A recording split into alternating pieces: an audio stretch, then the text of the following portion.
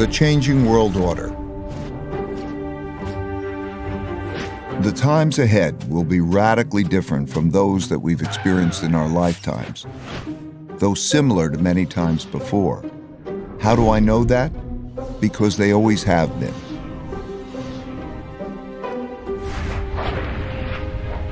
Over my roughly 50 years of global macroeconomic investing, I've learned the hard way that the most important events that surprised me did so because they never happened in my lifetime.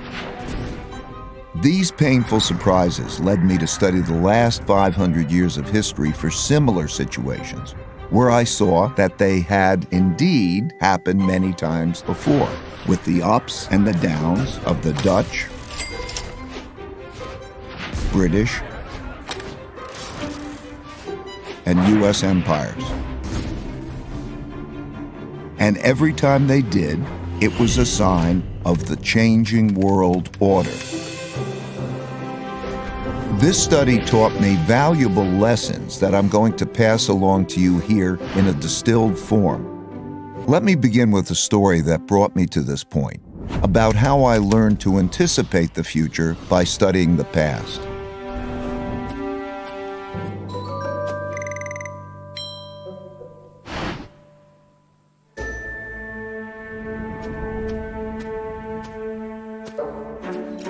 In 1971, when I was a young clerk on the floor of the New York Stock Exchange, the United States ran out of money and defaulted on its debts.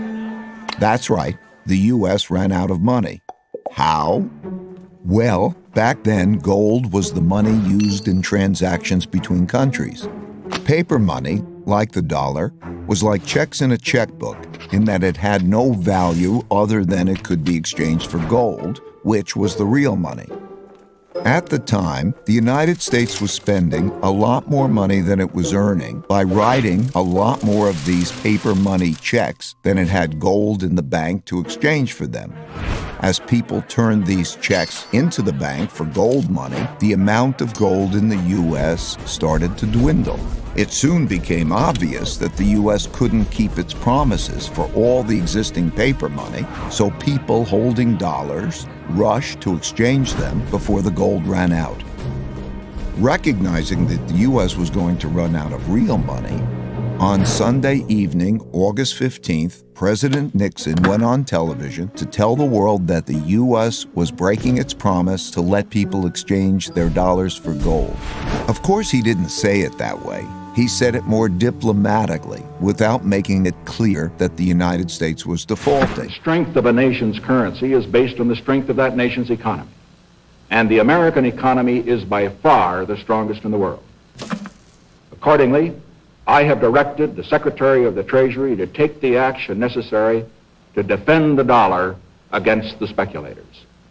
I have directed Secretary Connally to suspend temporarily the convertibility of the dollar into gold or other reserve assets, except in amounts and conditions determined to be in the interest of monetary stability and in the best interest of the United States.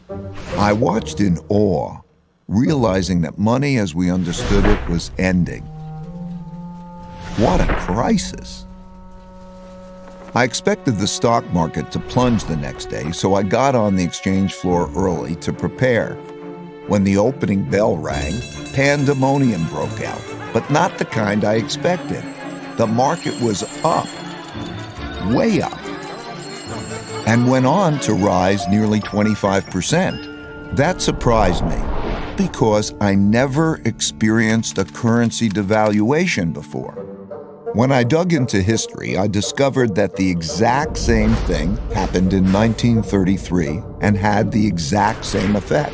Then, paper dollars were also linked to gold, which the U.S. was running out of because it was spending more paper money checks than it had gold to exchange for them. And President Roosevelt announced on the radio that he would break the country's promise to exchange dollars for gold. It was then that I issued the proclamation providing for the national bank holiday.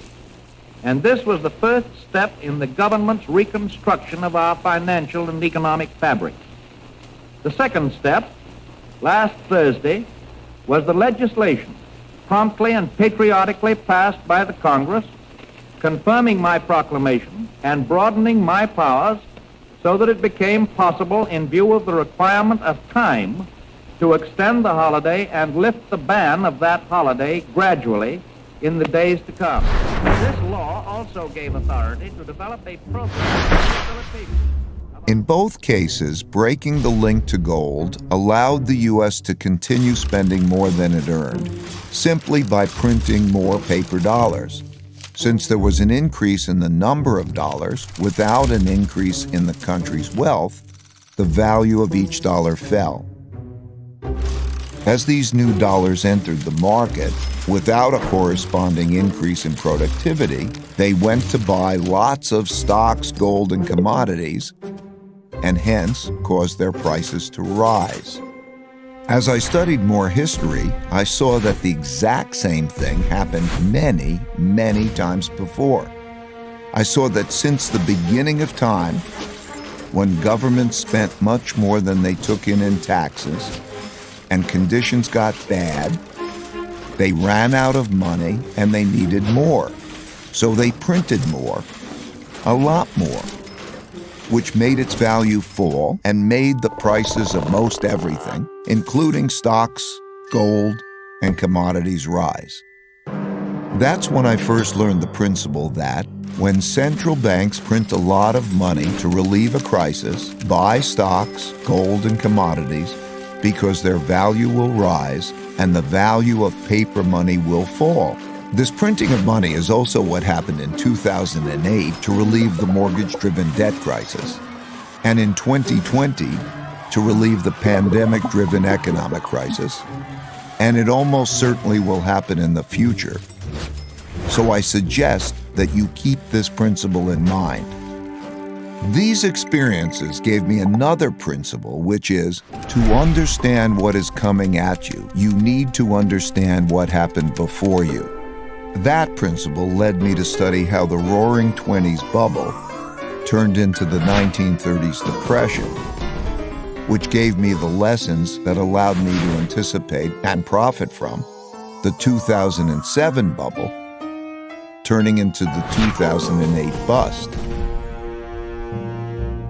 All these experiences led me to develop an almost instinctual urge to look to the past for similar situations, to learn how to handle the future well.